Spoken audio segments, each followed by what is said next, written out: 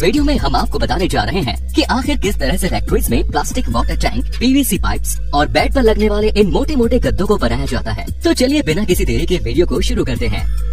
Mattress making process. Mattress यानी कि bed पर लगने वाले मोटे मोटे गद्दों को बनाने के लिए सबसे पहले एक स्टील के पतले वायर का इस्तेमाल किया जाता है। इस स्टील के वायर को एक मशीन में से गुजारा जाता है, जहां इस वायर की छोटी छोटी स्प्रिंग्स बनाई जाती है। फिर इन सभी स्प्रिंग्स को एक कॉटन के हल्के कपड़े में एक मशीन के जरिए पैक किया जाता है। ऐसे ये मशीन इन सभी स्प्रिंग्स को लगातार इस कपड़े में पैक करते जाती है। फिर एक मशीन के जरिए इन कपड़ों में लगे सभी स्प्रिंग्स को आपस में जोड़ा जाता है। इसके लिए इन स्प्रिंग्स को कॉटन की 2 शीट के बीच में एक प्लेटफॉर्म पर खड़ा किया जाता है। यहाँ इन सभी स्प्रिंग्स के साइड और इसके नीचे वाली शीट के नीचे की तरफ एक मशीन की मदद से ग्लू लगा दिया जाता है और फिर एक स्प्रिंग्स की लंबी लाइन को इससे चिपका दिया जाता है। इस तरह से इन स्प्रिंग्स को आपस में 2 शीट्स के बीच चिपकाते हुए इन स्प्रिंग्स का एक बैग तैयार कर लिया जाता है। इसके बाद बनाया जाता है इन गद्दों पर लगने वाले सॉफ्ट फॉर्म को।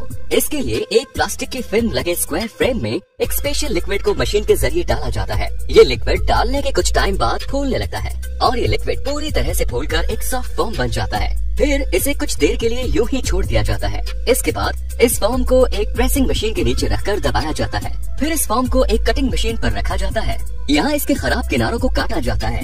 फॉर्म के चारों तरफ के किनारों को काटकर इस फॉर्म को परफेक्ट फिनिशिंग दे दिया जाता है। इसके बाद इस फॉर्म को इसी कटिंग मशीन के जरिए एक एक करके 10 पतले पतले शीटों में काट दिया जाता है और फिर इन शीट्स को एक एक करके उठाया जाता है और दूसरी जगह पर रखा जाता है। इन सब के बाद तैयार किया जाता है इन गद्दों के ऊपर लगने वाली कॉटन शीट को।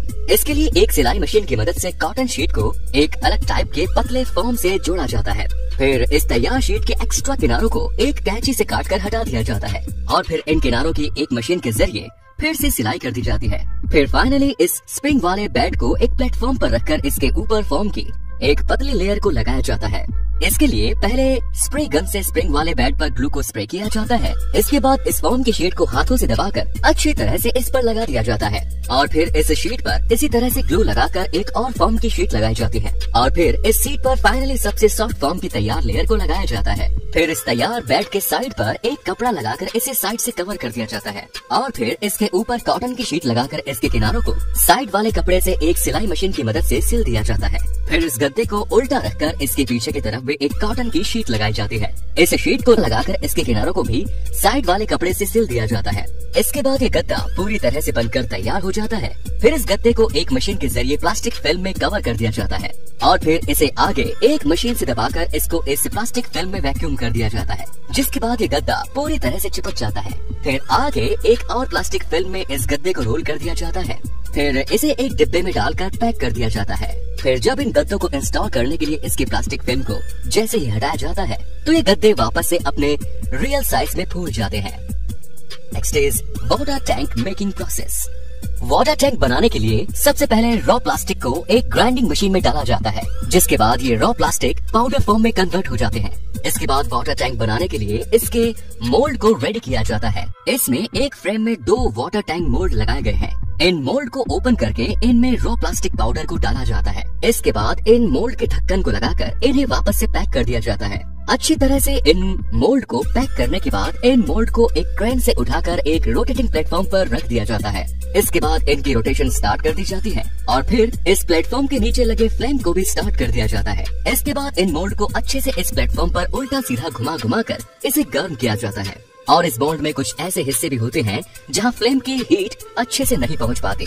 इसके लिए एक व्यक्ति स्पेशली एक फ्लेम के पाइप को हाथ में लेकर इस मोल्ड को गर्म करता है। इस तरह से इस मोल्ड को गर्म करने से इसके अंदर डाला गया रॉ प्लास्टिक पाउडर मेल्ट होकर इस मोल्ड की दीवारों पर अच्छे से चिपक जाता है। फिर 20 मिनट बाद इस मोल्ड को कुछ देर तक रोककर इसका इंस्पेक्शन किया जाता है। अगर ये वाला प्लास्टिक मेल्ट होकर मोल्ड की दीवारों से अच्छी तरह से चिपक जाता है तो फिर इसमें प्लास्टिक की दूसरी लेयर बनाने के लिए इसमें एक बार फिर से प्लास्टिक पाउडर को डाला जाता है। इसके बाद मोल्ड का रोटेशन फिर से स्टार्ट कर दिया जाता है और फिर से घुमा घुमा कर इस मोल्ड को अगले 20 मिनट तक गर्म किया जाता है और ठीक 20 मिनट बाद इसके फ्लेम और रोटेशन दोनों को बंद कर दिया जाता है। फिर इसे क्रेन की मदद से उठाकर दूसरे रोटेटिंग प्लेटफॉर्म पर रख दिया जाता है। यहाँ इस मोल्ड को कूलिंग प्रोसेस से होकर गुजारा जाता है। यहाँ इन मोल्ड के ऊपर एक वाटर पाइप की मदद से लगातार पानी डाला जाता है ताकि इन मोल्ड को जल्दी से ठंडा किया जा सके। कुछ देर पानी डालने के बाद जब ये मोल्ड ठंडे हो जाते हैं तो फिर एक बार फिर से इन्हें एक क्रेन की मदद से उठाकर जमीन पर रख दिया जाता है। और फिर कुछ टूल्स की मदद से इन मोल्ड को ओपन किया जाता है और फिर धीरे धीरे करके इनमें से वाटर टैंक को निकाल लिया जाता है। इनमें से वाटर टैंक को निकालने के बाद इनके एक्स्ट्रा प्लास्टिक को काटकर इनकी फिनिशिंग की जाती है। इसके बाद इस पर पहले से बना बनाया एक ढक्कन लगा दिया जाता है। फिर एक ड्रिल मशीन की मदद से इस ढक्कन के दोनों तरफ छेद किया जाता है ताकि इसके ढक्कन को बंद किया जा सके। और ड्रिल मशीन की मदद से इसमें पानी का कनेक्शन करने के लिए पाइप लगाने के लिए भी इसमें और छेद किए जाते हैं और फिर इन छेद में वाल्व लगा दिए जाते हैं। इसके बाद ये वाटर टैंक पूरी तरह से इस्तेमाल किए जाते हैं। Next is PVC pipe making.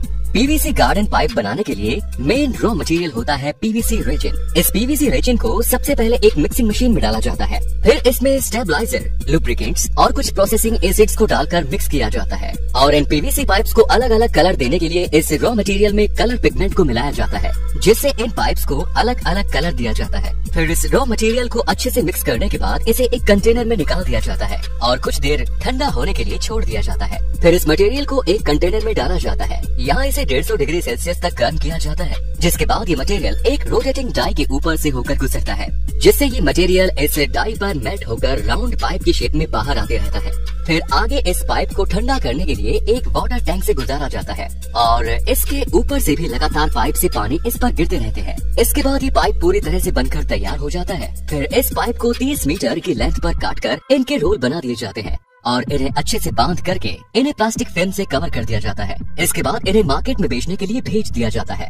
और ठीक इसी तरह से ही सेक्शन पाइप्स को भी बनाया जाता है। सेक्शन पाइप के रॉ मटेरियल को भी इसी तरह से मिक्सिंग मशीन के जरिए तैयार करके एक कंटेनर में निकाल दिया जाता है। इस सेक्शन पाइप में हार्ड और सॉफ्ट दोनों ही तरह के मटेरियल का यूज किया जाता है ताकि इस पाइप को हार्ड भी रखा जा सके और इसे मोड़ने के लिए थोड़ा सॉफ्ट भी रखा जा सके। फिर इसके दोनों रॉ मटेरियल को 2 अलग अलग कंटेनर में डालकर 150 डिग्री सेल्सियस तक गर्म किया जाता है और फिर इन दोनों मटेरियल को एक साथ एक दूसरे पर ओवरलैप करते हुए एक डाई पर डाला जाता है, जिसके बाद ये मटेरियल पाइप की शेप लेकर लगातार आगे बढ़ता रहता है और इसे ठंडा करने के लिए भी एक लंबे वाटर टैंक से गुजारा जाता है और ठंडा हो जाने के बाद इसे भी 30 मीटर की लेंथ पर काटकर इसके भी रोल बना दिए जाते हैं और फिर इसे अच्छे से बांध करके प्लास्टिक फिल्म से कवर कर दिया जाता है और इसे मार्केट में भेज दिया जाता है। And the last is wooden spoon making process. Wooden spoon या फिर आइसक्रीम स्टिक बनाने के लिए सबसे पहले बड़े बड़े पेड़ों को काटकर उनके लॉग्स को फैक्ट्री में लाया जाता है। आपको बता दें कि ये सभी पेड़ नॉन टॉक्सिक होते हैं, जिस वजह से इनके इस्तेमाल करने में सेहत को कोई नुकसान नहीं होता और न ही इनमें किसी तरह की स्मेल या फिर टेस्ट होता है। फिर इन बड़े बड़े लॉक्स को एक कटिंग मशीन पर लाया जाता है। यहाँ इन लॉक्स को एक चैन सॉ की मदद से फिक्स साइज के छोटे छोटे टुकड़ों में काट दिया जाता है। लकड़ी के इन छोटे छोटे लॉक्स को फिर एक स्पेशल पिलिंग टूल की मदद से छीला जाता है। इन टूल की मदद से इन लॉक्स की आउटर लेयर को पूरी तरह से निकाल दिया जाता है। फिर इन लॉक्स को एक एक करके एक पिलिंग मशीन पर लगाया जाता है। ये मशीन इन लॉक्स को तेजी से घुमाती है और इसमें आगे की तरफ एक ब्लेड भी लगी होती है जो कि इन लॉक्स की पतली पतली लेयर निकाल देती है। इस तरह से इन सभी लॉक्स को एक एक करके इस मशीन पर लगाकर इनकी पतली पतली लेयर निकाल दी जाती है। फिर आगे लकड़ी की इन लेयर्स को सही से अरेंज किया जाता है और इन्हें एक जगह इकट्ठा कर दिया जाता है। फिर लकड़ी की इन कुछ लेयर्स को उठाकर एक कटिंग मशीन में डाला जाता है। यहाँ ये मशीन इन लेयर्स में से आइसक्रीम स्टिक को लगातार काटती जाती है और उन्हें आगे की तरफ इकट्ठा कर दी जाती है। आप देख सकते हैं कि किस तरह ये मशीन इतनी तेजी से इन आइसक्रीम स्टिक को काटती जा रही है और कचरे को इससे अलग भी करती जा रही है। इसके बाद इनको पैक करके मार्केट में भेज दिया जाता है। तो दोस्तों, अगर आपको ये वीडियो पसंद आई तो इसे लाइक और शेयर करना ना भूलें। ऐसे ही इंटरेस्टिंग और नॉलेज से भरे वीडियोस को देखते रहने के लिए चैनल को सब्सक्राइब जरूर करें।